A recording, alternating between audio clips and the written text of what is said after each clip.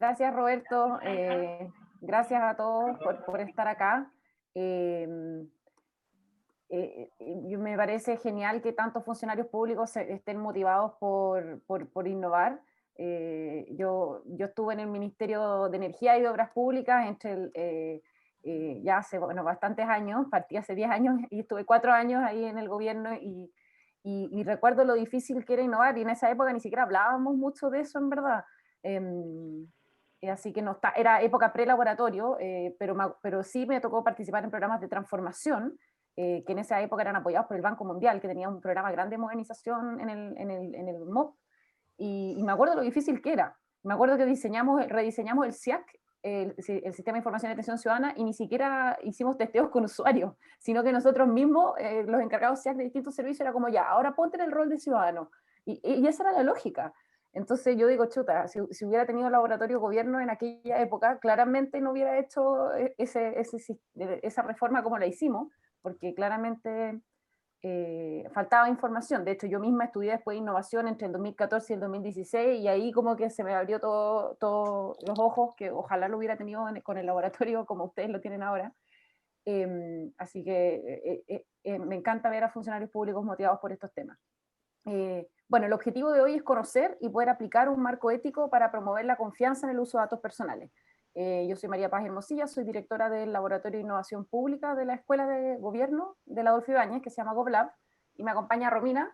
Voy a dejar que se presente. Hola, hola a todos, buenos días. Mi nombre es Romina Garrido, soy abogada, me he especializado en protección de datos personales, asesoro al sector público en particular. También he sido funcionaria pública desde hace muchísimos años. Partí en una institución muy innovadora y también he participado en procesos de innovación, de transformación digital. Trabajé 9 años en la biblioteca del Congreso, donde hubo una transformación importante de pasar de la base de datos legal, como la conocíamos, a un sistema que hoy en día es conocido y es uno de los más apreciados y valorados por toda la sociedad, que se llama Ley Chile. Bueno, posteriormente he estado vinculada a los temas de salud, transporte y telecomunicaciones, así que conozco muy bien cómo funciona el Estado, y muchas veces el entusiasmo por innovar se ve a veces un poco truncado por las mismas estructuras públicas, pero espero que eso no sea un impedimento para poder aplicar técnicas como las que vamos a conversar hoy, que justamente son flexibles y nos permiten aplicar legislación que hoy está vigente y que está un poquito olvidada, como la de la protección de los datos personales.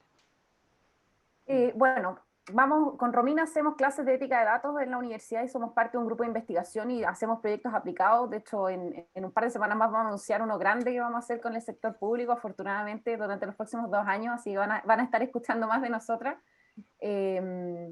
Y hoy día vamos a ver algunos conceptos básicos.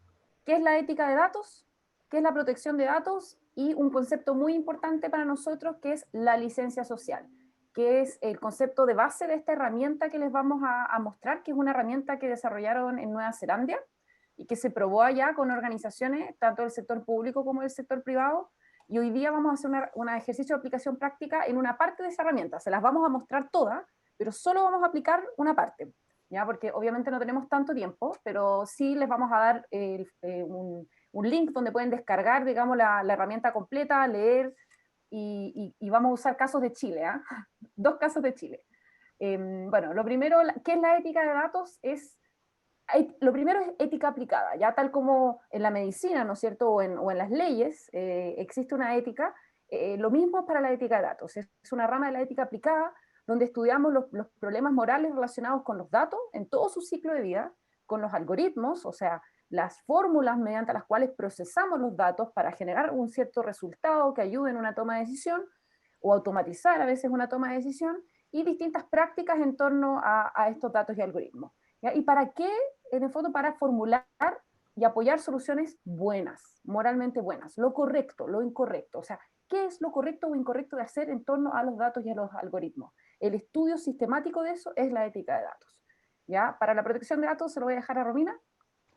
Sí, la ética de datos requiere un conocimiento fuerte en protección de datos personales, porque la ética muchas veces pueden ser reglas que no están escritas, sino que son consensuadas por cierto sector que, por ejemplo, considera que ciertos principios son los que deben regir la explotación y uso de los datos, la generación de algoritmos, cuáles son esas prácticas, pero cuando estas prácticas ya logran un consenso, se transforman en legislación.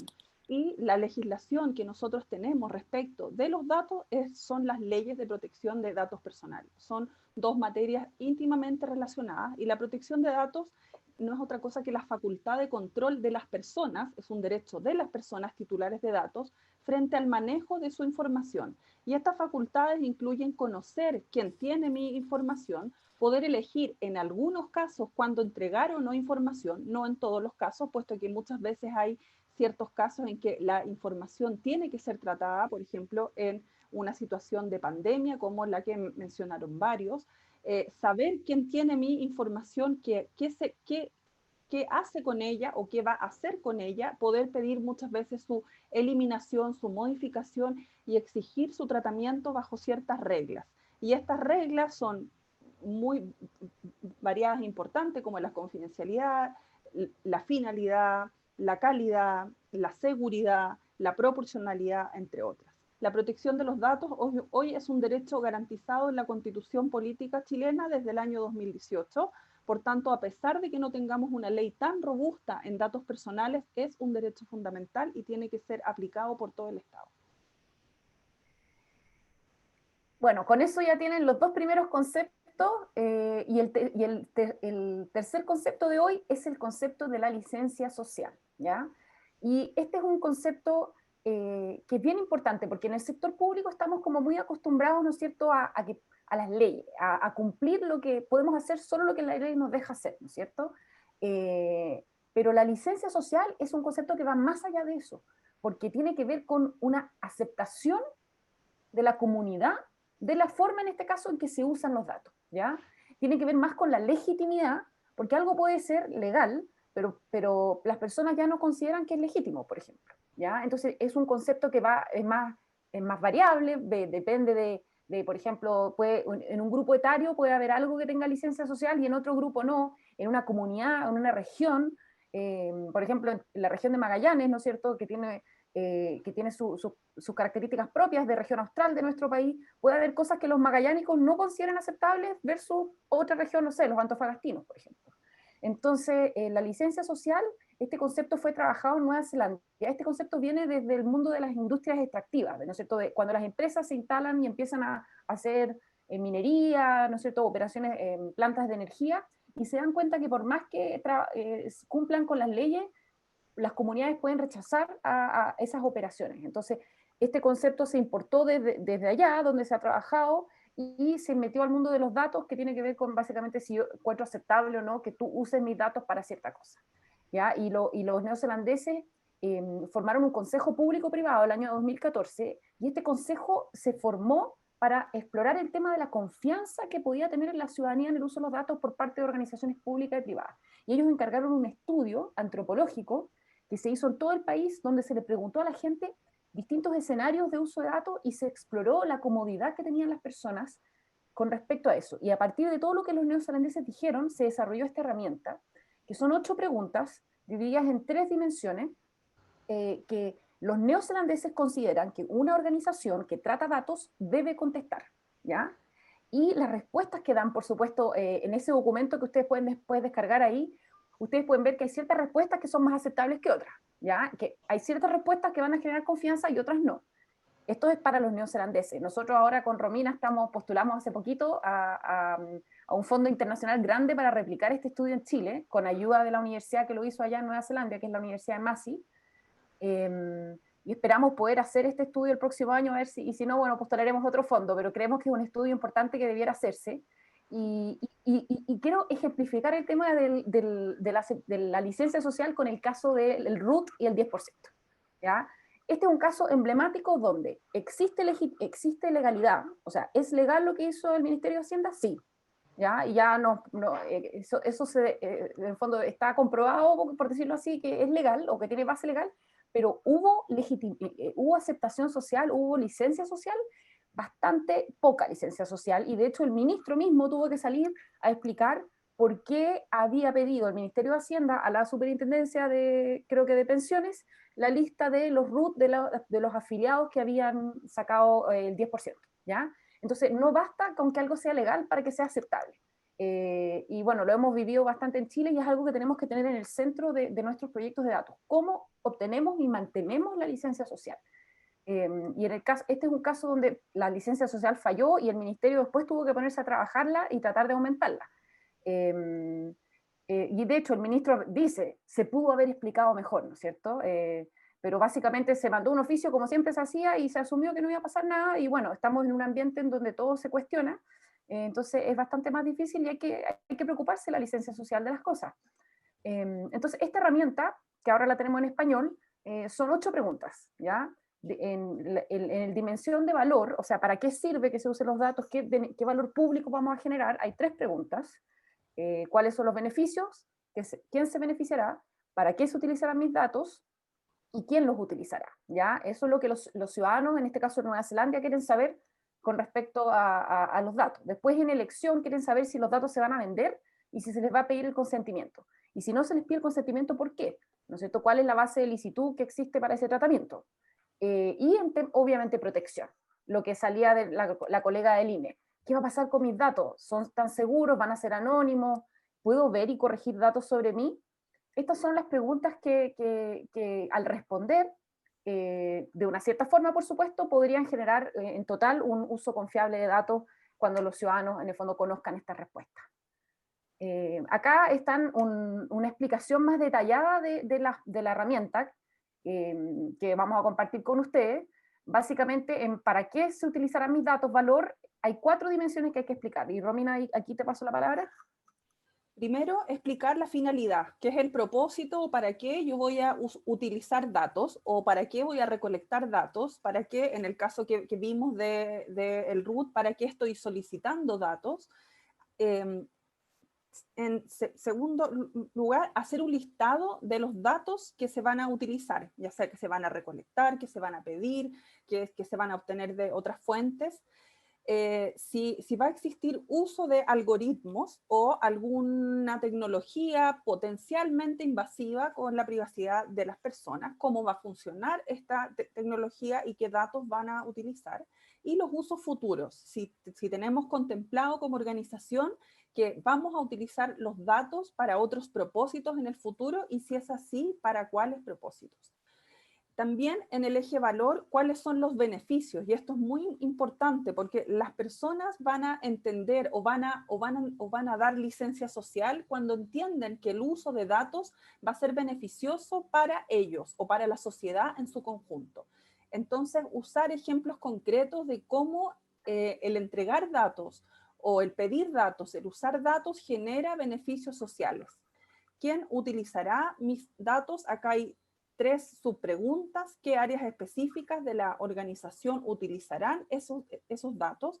Si los datos van a ser vinculados, por ejemplo, con otras fuentes de datos y con quiénes se van a compartir, que son 2 cosas diferentes. Vincular información para enriquecer, por ejemplo, sistemas es diferente a que si yo los voy a compartir con otra organización que va a generar sus propios productos o va a hacer sus propios desarrollos.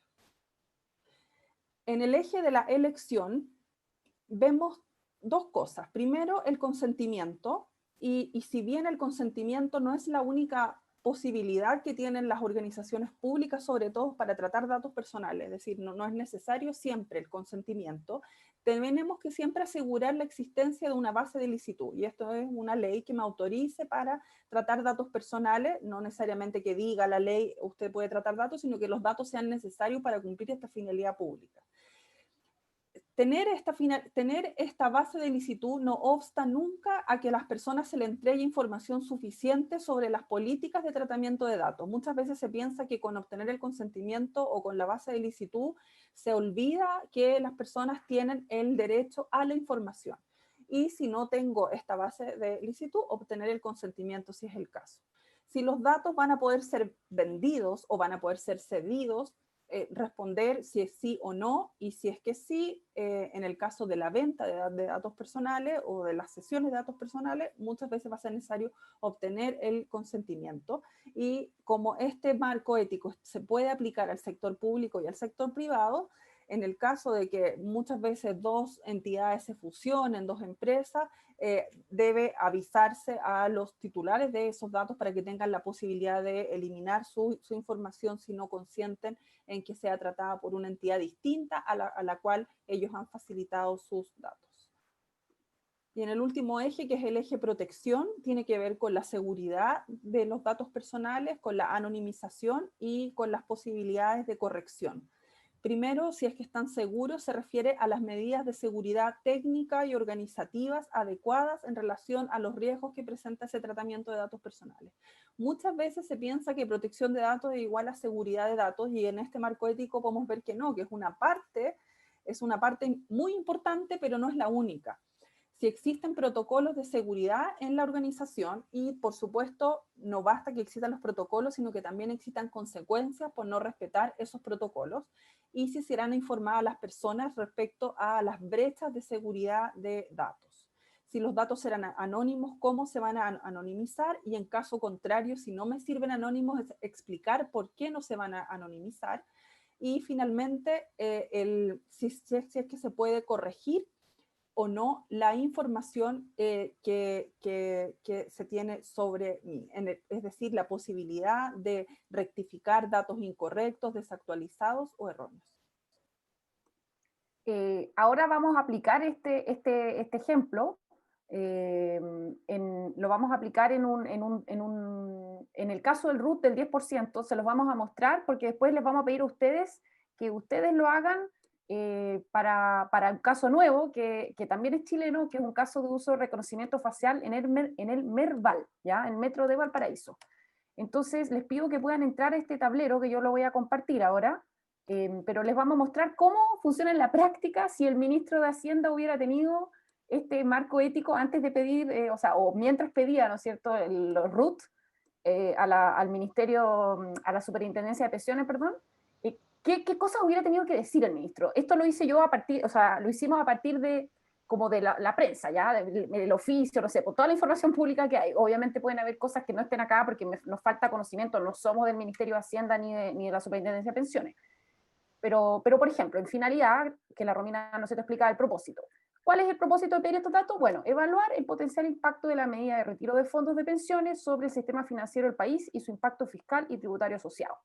La información será usada con fines netamente estadísticos, ¿ya? O sea, ahí ya sabemos para qué el ministerio quiere esos datos, tiene que evaluar este impacto del retiro del 10%. ¿Qué van a pedir? Bueno, la nómina de los afiliados que retiraron el 10% de la AFP, incluyendo nombres y apellidos, institución previsional, RUT y monto retirado. Con respecto al uso de algoritmos, entendimos que no se van a usar, entonces no se utilizarán algoritmos, se van a hacer cruces de bases de datos para poder obtener información estadística. Y con ejemplos que la gente entiende como cantidades, promedio, porcentajes, etc. ¿Ya? Usos futuros, no se tiene contemplado usos futuros para los datos, serán únicamente usados con el fin indicado y en 15 días se eliminarán. ¿Ya? Después, ¿qué beneficio? Estos datos permitirán comprender qué está pasando en Chile con el retiro del 10%, cuál es el gasto público comprometido, ya que habrá proporción de trabajadores que en el fondo se van a quedar sin pensiones y va a haber que darles el fondo solidario. Bueno, ahí ustedes están viendo, también va a ayudar a la discusión del Congreso, ¿ya? Esto son cosas que el mismo ministro dijo en su video, pero se podrían haber dicho con anterioridad. ¿Qué áreas específicas de la organización usarán los datos? Aquí inventé un poco porque no sabía, las utilizará el Departamento de Estudios del Ministerio, pero el ministro sí dijo, las autoridades del ministerio no tienen acceso a los datos nominados, entonces lo puse ahí. ¿Van a ser vinculados con otras fuentes? Sí. Se cruzará la base de datos que entrega la superintendencia, que entregue la superintendencia con otras bases de datos como la nómina de personas que reciben el seguro de desempleo, ¿ya? Que creo que esa es de la AFC. ¿Con quiénes se compartirá mi dato? No se compartirá con nadie fuera del departamento de estudio del ministerio y solo tendrán acceso a ellos los profesionales que realizan los análisis, quienes trabajan en repositorios seguros. Los datos se eliminarán después de 15 días. ¿Ya? Así que ahí está aplicado Ojo que estas preguntas son solo un tercio de la herramienta, la parte de valor. Acuérdense que después viene la parte de elección y la parte de protección. Como este es un taller corto, vamos a hacer solamente la parte de valor para que se hagan una idea. Y ahora los dejo con la Romina para que les explique el caso que vamos a usar hoy día, que es un caso real, que generó bastante polémica en el metro de Valparaíso. Dale, Romina. Sí. Vale. Bueno, durante el año 2017, la empresa Metro de Valparaíso, que es una empresa pública, anunció el uso de reconocimiento facial para detectar el mal uso de las tarjetas que tienen beneficios tarifarios, como el pase escolar o los beneficios que tienen los adultos mayores. También para facilitar el conteo de los pasajeros en los andenes. La tecnología de reconocimiento facial opera básicamente recolectando los rasgos faciales de las personas obtenidos a través de cámaras de circuito cerrado de televisión que se ponen en ciertos lugares estratégicos, en este caso era en el momento de la validación de una tarjeta, y que luego son contrastados mediante el uso de algoritmos complejos con otras bases de datos donde es posible hacer varias cosas, desde identificar a una persona o verificar identidad. En este caso, lo que se buscaba hacer era identificar posibles evasores o posibles personas que estuvieran haciendo mal uso de la tarjeta de beneficios del Metro de Valparaíso. María Paz, la siguiente de la mina.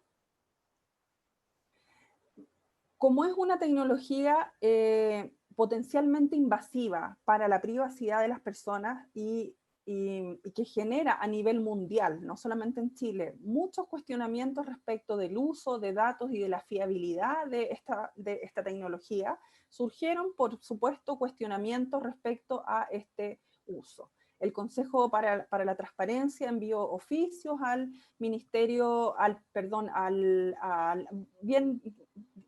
Ministerio de Transporte que está relacionado con Merval, para que explicara cuáles eran las bases de legitimidad para este sistema y cuáles eran las políticas de tratamiento de datos, entre otras cosas. Y asimismo el Instituto de Derechos Humanos también ofició a el Metro de Valparaíso. La idea de implementar tecnología no es justamente empezar a recibir cuestionamientos. Entonces, probablemente acá también falta licencia social o falta tener más claridad del uso de datos personales. Entonces, frente a este ejercicio, que sin duda los problemas de mal uso de tarjetas, evasión y las pérdidas que pueden tener los sistemas públicos de transporte son importantes, vamos a ver si es que una solución tecnológica de este tipo es posible entregarle licencia social o no. Entonces, ahora viene el ejercicio que tiene las siguientes instrucciones. Entonces, imagine que usted es el jefe de este proyecto en el Merval. ¿Cómo debería diseñar el uso de datos para el sistema de reconocimiento facial de manera de generar confianza? Ingresa al tablero Easy Retro, que ya tiene el link en el chat, y sugiera respuestas solamente para el componente valor de la herramienta. Y para esto tenemos 7 minutos.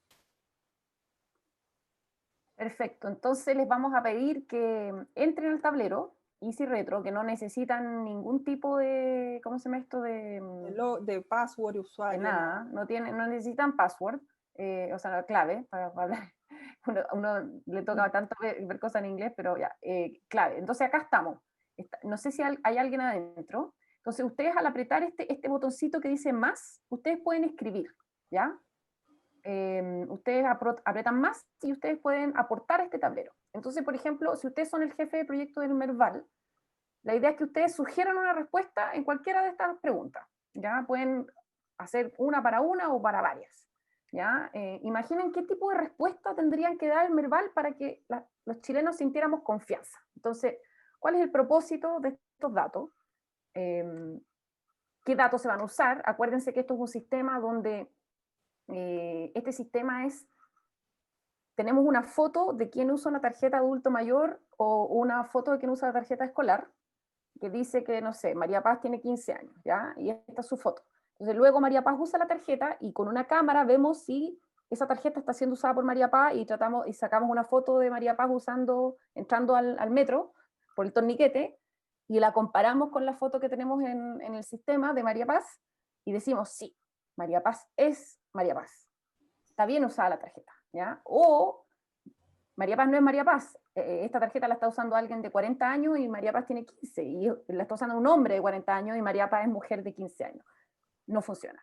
Aquí hay un mal uso de la tarjeta, ¿ya? Y para eso usamos este reconocimiento facial de, en el fondo, tomar una imagen de cámara de alguien pasando, compararlo con una foto del verdadero dueño de esa tarjeta, ¿ya? Ese es el uso que se está dando. Entonces, les pedimos a ustedes que nos ayuden a dar respuestas aceptables para la ciudadanía, para que el Merval pudiera tener confianza. Entonces, vayan sugiriendo nomás. Anímense a poner respuestas en el tablero. Hay que pensar que esta información es la que va a tener la persona cuyos datos van a ser procesados. Entonces, los ciudadanos. Sí, los ciudadanos. Los usuarios del Metro Valparaíso. Exacto. Bien. Por ejemplo, aquí alguien puso finalidad. La finalidad ¿para qué van a usar los datos del Metro Valparaíso? ¿Por qué quieren detectar nuestras caras? Evitar el uso indebido de los beneficios otorgados por el Metro para optimizar los recursos públicos en beneficio directo de toda la comunidad. La información será reservada y solo para control interno. Ya. O sea, quieren evitar que la gente mal use los beneficios. ¿Ya? Perfecto. Datos utilizados. Alguien puso la imagen de la persona, es verdad, sí, el rostro, la hora de uso, el tipo de tarjeta. Sí, efectivamente esos son datos que uno podría imaginarse, ¿no es cierto?, que se van a usar. Aquí la idea en los datos utilizados es ser muy específico. Así, literalmente, como ponían el rostro, la hora de uso, el tipo de tarjeta, claro, porque hay una tarifa, ¿no? Tarifa adulto mayor, tarifa... Quizás también está el nombre de la estación, ¿no es cierto?, donde se utilizó. Si uno pudiera pensar, cuando uno hace BIP, ¿qué datos se captan? Por ejemplo, bien. Acá, muy bien, alguien puso, los datos serán usados para validar la identidad de los usuarios del servicio y optimizar el uso de recursos. Quiero que se lancen con los beneficios, porque esto es la clave de la licencia social. ¿Alguien puede poner ahí qué beneficio cree que podría tener concreto el que el Merval sea capaz de detectar mal uso de la tarjeta de escolar y de adulto mayor con respecto a la operación del sistema de transporte público en Valparaíso? Aquí en la que es como rosadita, color sandía. Si pueden poner ejemplos de beneficio, yo creo que eso es clave, porque si el Merval no es capaz de decir de qué sirve para la sociedad, para Valparaíso, para el sistema de transporte, ¿a qué están implementando el sistema? ¿Cuánto les costó el sistema? No sabemos, de hecho nunca supimos cuánto les costó el sistema. Así que si nos pueden dar ejemplos de los beneficios que ustedes creen, porque por algo lo implementaron. Me imagino que tiene que haber habido una lógica de que va a servir. Cheri, la idea es que respondas ahí mismo abajo. Si tú pones aquí más, si tú haces clic en esa cosita que dice más, puedes crear nuevas tarjetitas. El ejemplo lo dejamos ahí para que entiendan un poco a qué nos referimos cuando se responde una pregunta, pero es de otro caso, efectivamente. Así que...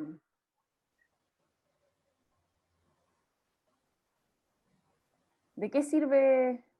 A ver, ¿quién estaba antes? Edmundo, ¿de qué crees tú que va a servir que el Merval haga este proyecto? ¿Cuáles son los beneficios concretos para, por último, la empresa o, no sé, Valparaíso, la comunidad? Estaba con el teletrabajo, entonces estaba con el pequeño acá al lado.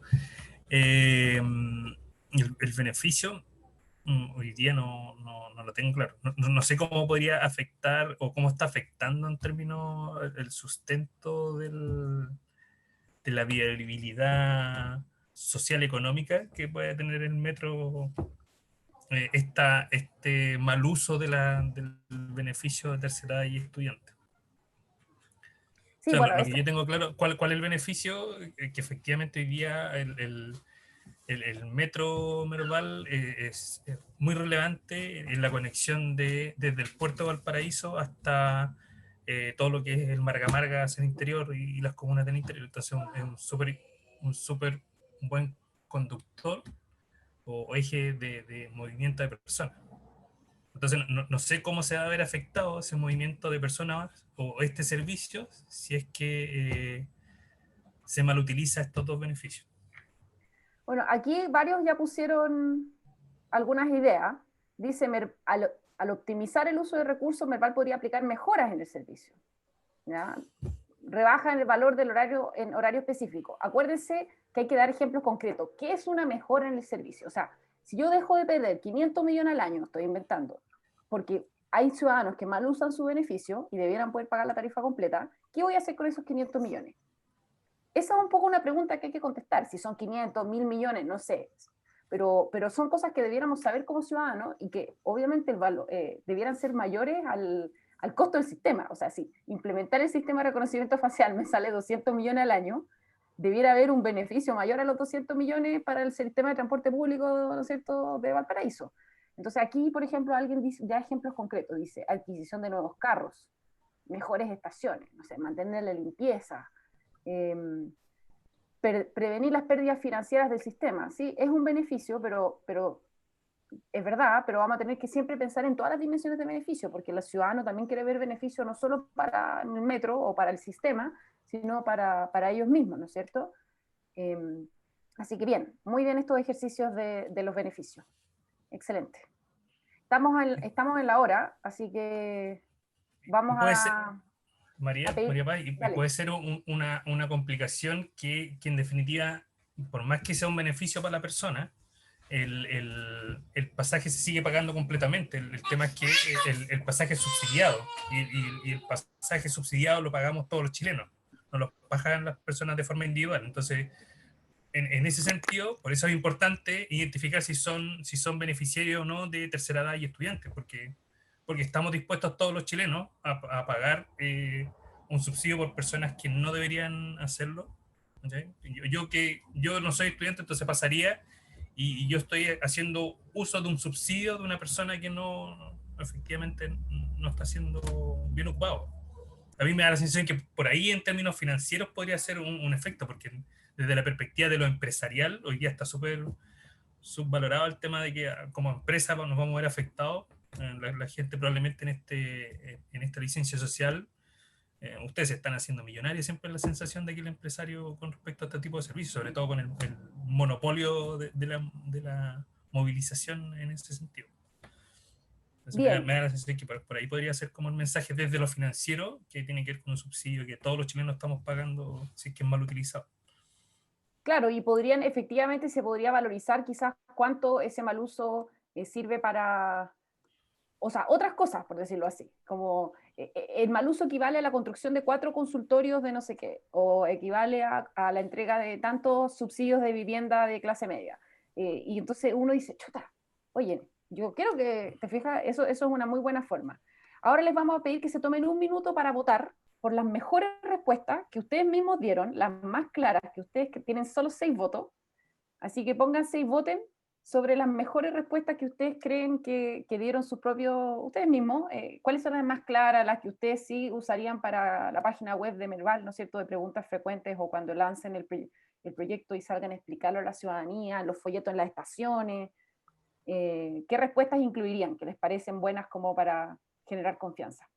Para votar tienen que presionar esa manito chiquitita que aparece como en el dedito levantado como Facebook, como me gusta, en el cuadrito de la respuesta. Aquí, bueno, este tipo de herramientas cruza con el lenguaje claro, ¿no es cierto? Ustedes me imagino que conocen las iniciativas de lenguaje claro del Estado. Uno, cuando quiere generar confianza en el uso de datos, le tiene que hablar en lenguaje claro a las personas. Entonces, eso es un desafío clave. Tenemos que salir de nuestra jerga pública y nuestras siglas y todo, y hablar en lenguaje claro, porque si no, la gente no nos va a entender. Y en el fondo también como cuando a ti te hablan muy enredado, es casi como que tú dices, oye, me están tratando de engañar aquí, como que hay como gato encerrado. Entonces, a ver, veamos cuáles son las mejores. Aquí este tiene 4 votos. Muy bien. Si se fijan, este que tiene 4 votos habla como de cosas bien concretas, comprar nuevos carros, mejores estaciones. Acá hay uno que tiene 5 votos. Para seguir entregando un servicio que ayuda es trascendental un buen uso de los beneficios. Se ha identificado que estos usuarios han sido mal utilizados para algunas personas, por el anterior y solo efectos para garantizar. Muy bien, es como bien, está como explicando qué es lo que sucedió, ¿no es cierto? Con un lenguaje como cercano.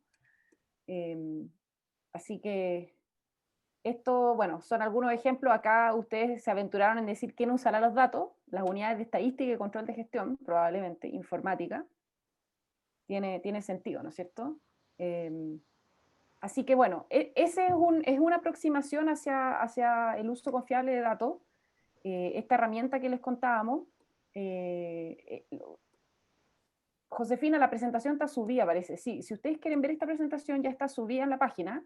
Por lo tanto, está el link y lo pueden descargar. Ahora nos quedamos nosotros con la tarea de crear la herramienta completa ¿cómo se llama esto? Para poder compartirla con ustedes online, que estaría bueno hacerlo, porque está en inglés en este minuto, no está en español. Y si a ustedes les interesa más este tema, pueden revisar esta publicación, que es de la gestión ética de datos, que le hicimos con el BID, es para funcionarios públicos. Esto les va a dar como un buen contexto, que después pueden usar para aplicar la herramienta, ¿no es cierto? Pero esto ya les habla más de por qué aplicarla. En esta publicación hablamos de esta herramienta, pero de manera más general, pero presentamos todos los riesgos y problemas que existen en el uso ético de datos, para que si les interesa, y si les interesa aún más este tema, el próximo año con Romina, en mayo y en octubre, vamos a estar haciendo este curso de ética de datos en la UAI, y vamos a usar este tipo de herramientas y las vamos a aplicar a casos reales, obviamente con bastante más tiempo, así que esperamos que se puedan sumar si les interesa ética de los datos. Es un curso que lo vamos a hacer online, así que se pueden sumar desde donde estén en el país, no va a ser presencial, va a ser por Zoom también.